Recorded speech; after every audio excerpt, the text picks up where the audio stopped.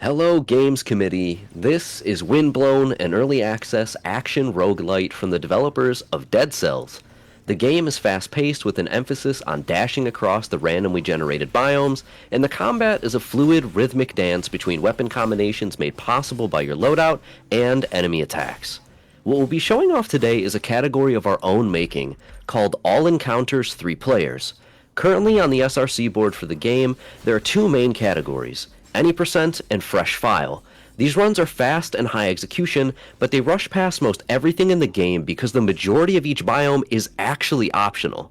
So, in an effort to display more of what the game has to offer, especially as a group of three that can strategize, build, and combat together, we came up with All Encounters, within which we'll be making sure we've cleared out all combat encounters available to us before we proceed from biome to biome. And with that, let's get started.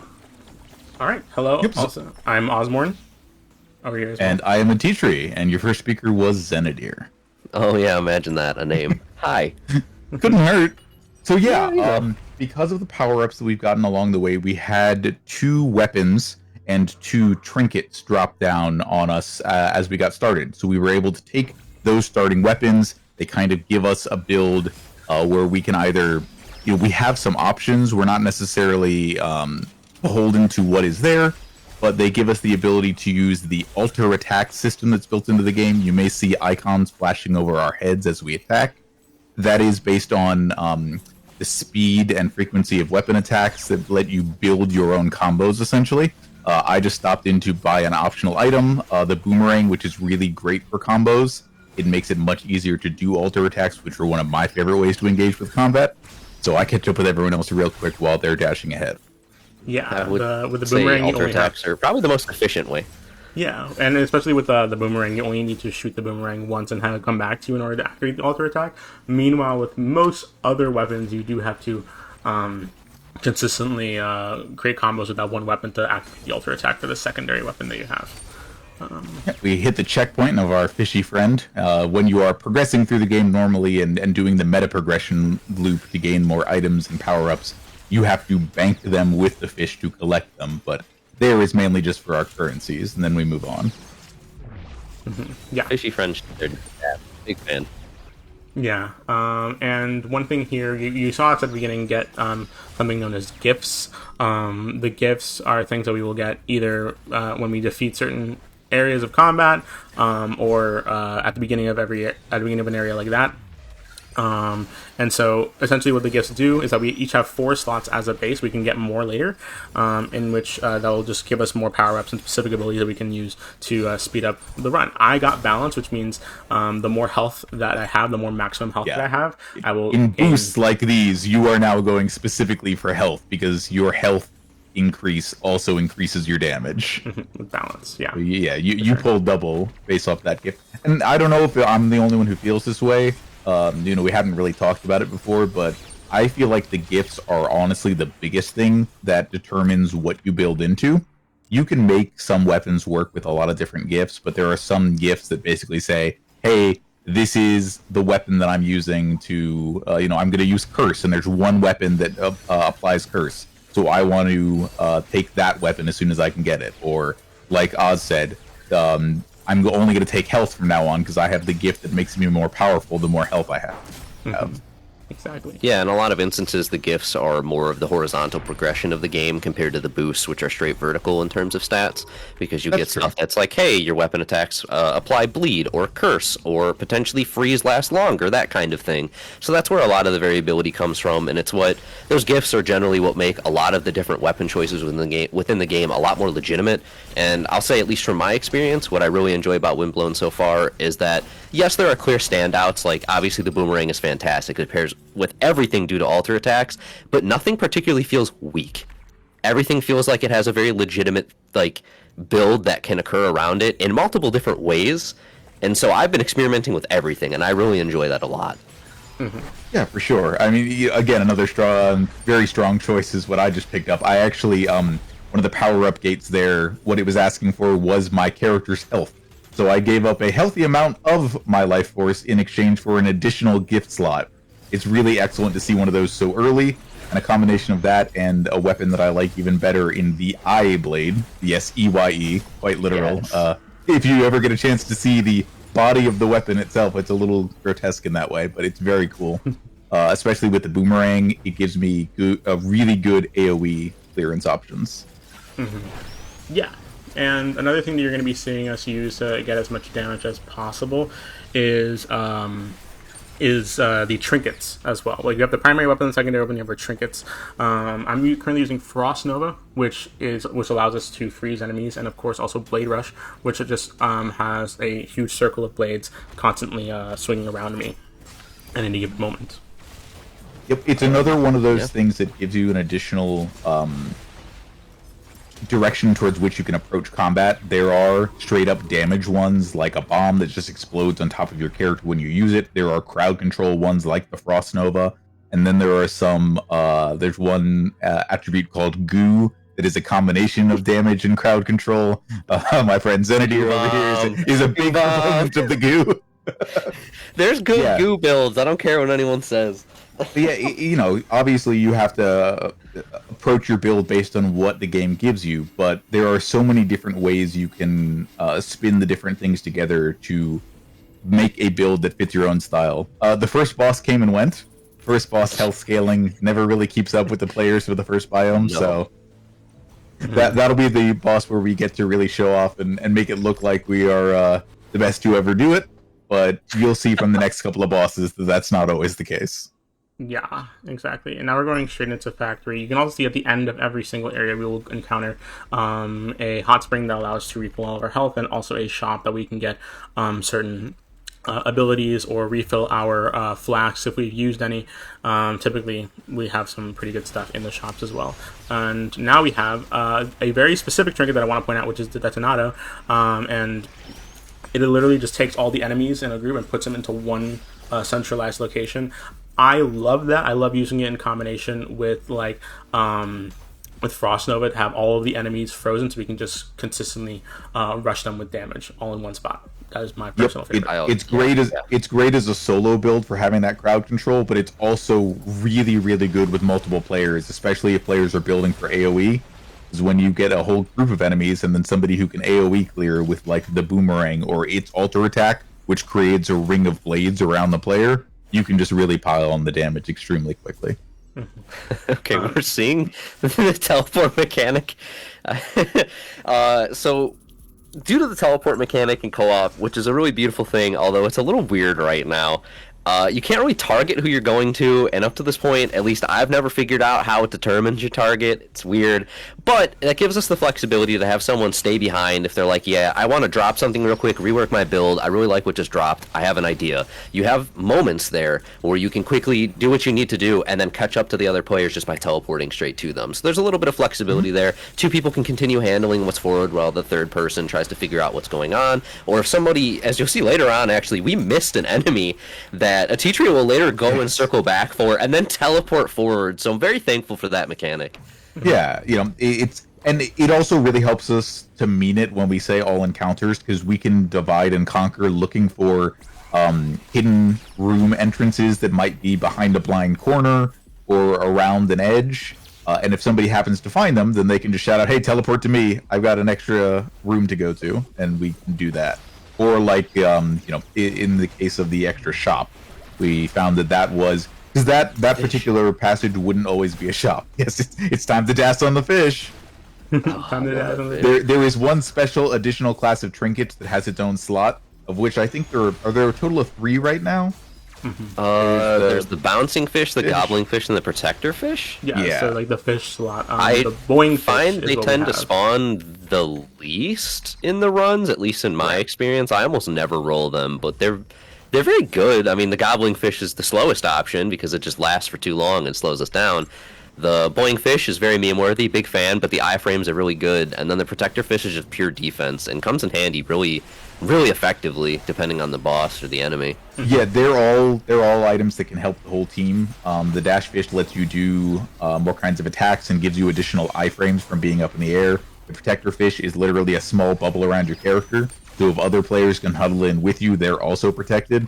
And then, yeah, the gobblefish eats an enemy, and the more you attack it, the more damage the enemy takes afterwards.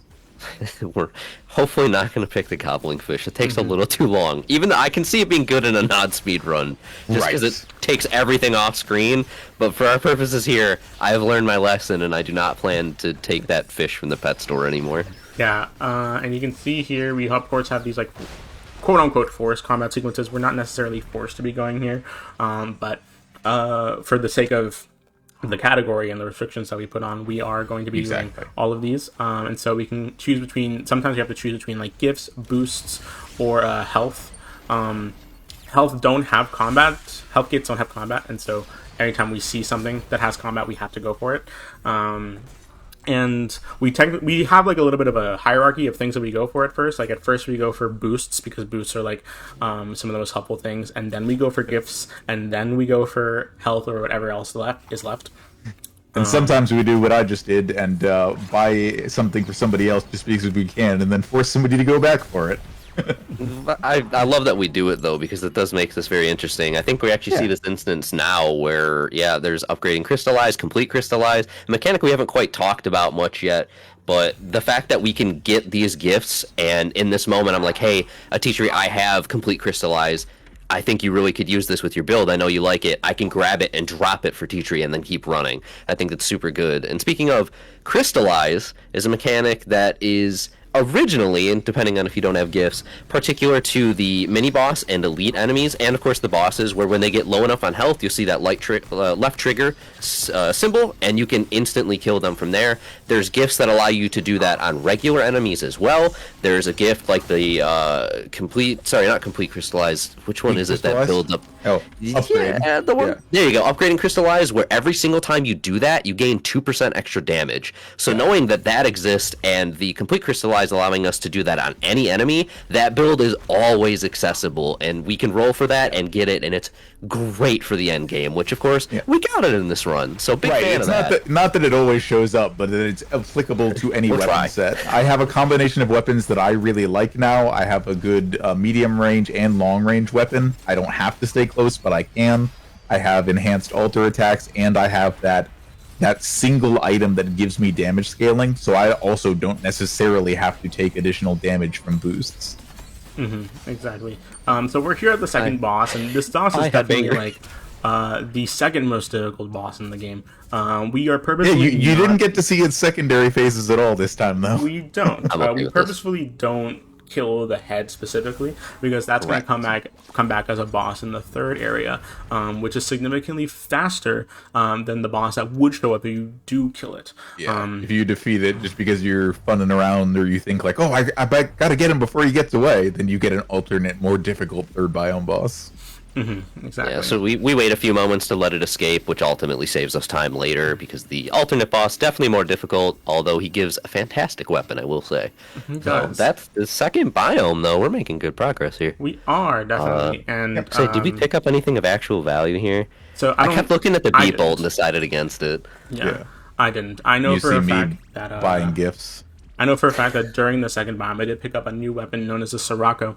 I honestly pick up either the Sirocco or the Anchor Rune in hopes of getting a Boomerang, because those are the two things that give you the most iframes and also have a lot of damage in the process. Sirocco specifically also has a attack that an alter attack that will attack both in front and behind you with a good range, and that's very nice. I've always kind of called that sort of build in my mind like a duelist's build, because it really lets you get in on enemies if you want to do that, especially with the Boomerang, because you can easily proc, as you mentioned, the alter attack. The alter attack is a different attack than you would get just by pressing the button normally. It's all either based on button presses, not like held or anything like that, except in the case of the beat bolt, where the button press needs to be rhythmic. If you watch the top section, you may notice a circle closing in around my character with each bow shot, and that is the rhythm indicator, which also changes with your character's own attack speed. So I actually tend to take a little bit of attack speed so I can proc those alter attack combos even faster. Yeah, and every weapon in the game has a different combo to it, and also different alter attacks that can trigger. Yep. Like, the Boomerang only throws out once, comes back, alter attack is ready to be triggered on your alternate one. Then you have weapons like the Raven Blade, where I believe it's a 5-hit combo before it triggers the alter attack. So you generally, pretty much 90% of the time, we're tending to look for weapons that can trigger alter attacks faster and have benefits to the alter attacks besides just the iframes. Like the Sirocco alter attack has great damage and great range and AoE all over. The Eye Blade, also great range, great damage, and the Third Strike crits and marks everything, which is super helpful. Stuff like that is generally what we're looking for. Mark being another system that by itself applies additional damage, but can be built out to do other things also. Yeah, absolutely.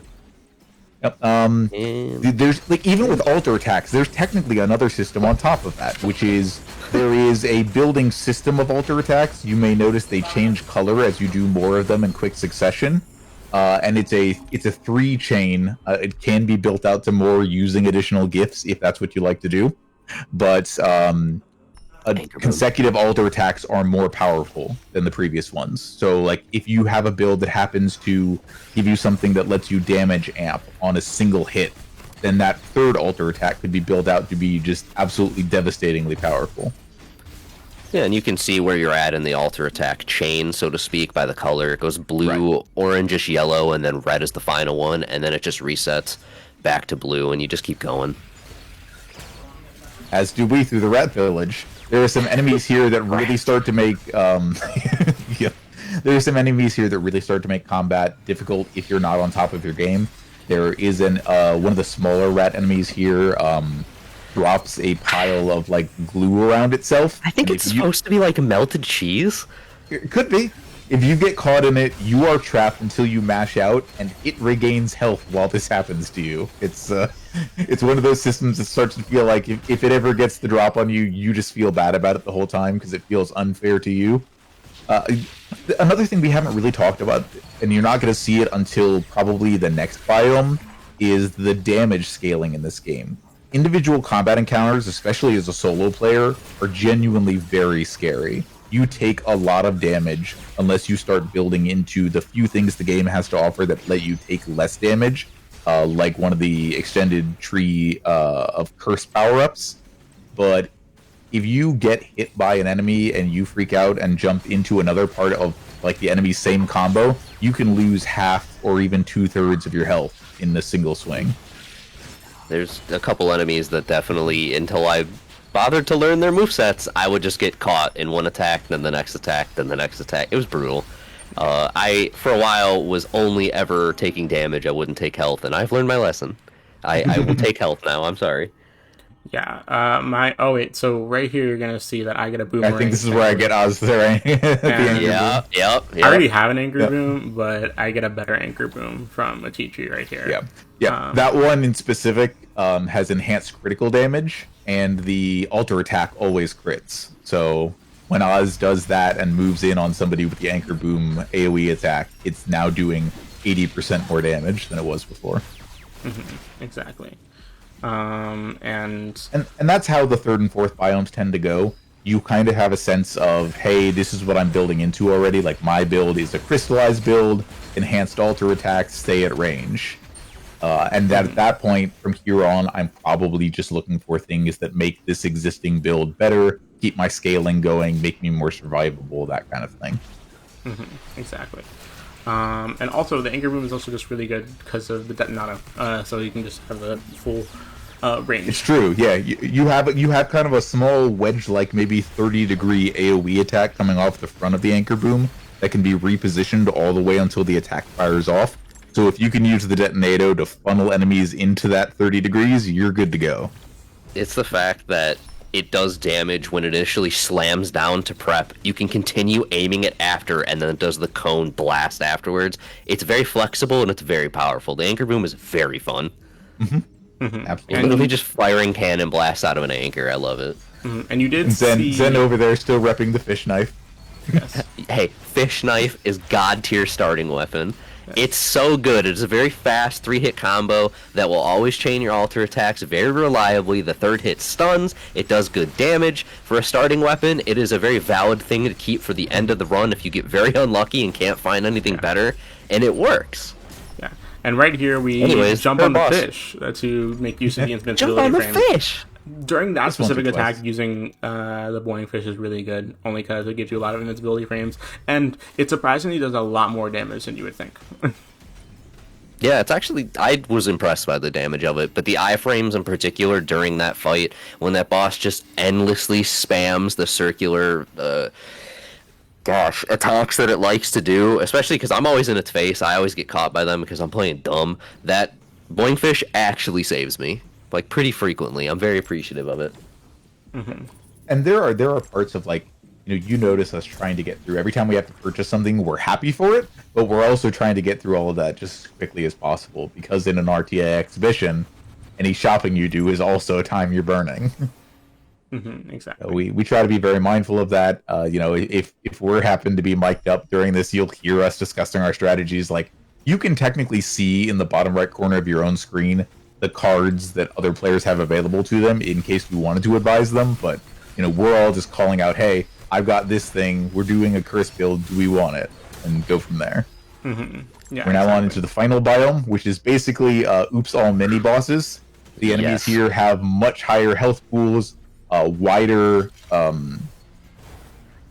move sets. There's a lot more going on, as you probably noticed, and also the enemies are just bigger and more imposing, so that's fun. Exactly. Yeah, and the tile set in this area tends to have us diverting in a lot of different ways, and we constantly have to break the incubators, which end up housing either bombs or more enemies. It's an interesting final area, and it's a little brutal, because you go right into the final boss afterwards, but it's just bosses. It's also very satisfying to make it through here, I'm going to be honest. Yeah. Yeah. It is in a lot of ways your DPS check. How well did your build come together? How much damage can you do? Exactly. Especially with a bunch of these enemies that are functionally just tanks, a lot of them. Yeah, you can see how much more damage every individual enemy has, and because we're playing an all encounters category, because we are looking to get every one of these chests, we have to see just how many enemies the game has waiting for us in the incubators and everywhere else. Yeah. Do we meet the guy that we don't like in this run? Yeah, very soon here. Should be coming up in this next encounter. I'm curious to see if this enemy is coded differently by the time the game comes through. Yep, there he is. Yep, so this enemy's attacks all echo. You can see the light gray outlines around its attacks and how they basically continue to expand outwards during its combo chains. Those gray bars are all active hurt boxes. If you get hit by any of those or are in one without iframes, you take damage. Some of them move extremely wide laterally, so you could be way up or down relative to that enemy, and you'll still take a big chunk of damage. It's nasty. Yeah. And since it only spawns in the 4th area, if you ever want to practice against it, you have to constantly make it to the end of the game and hope they spawn.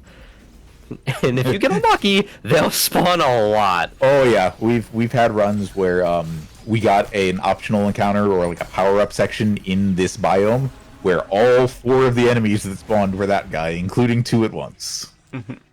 Right here I get Boss Killer, which is great for this biome specifically.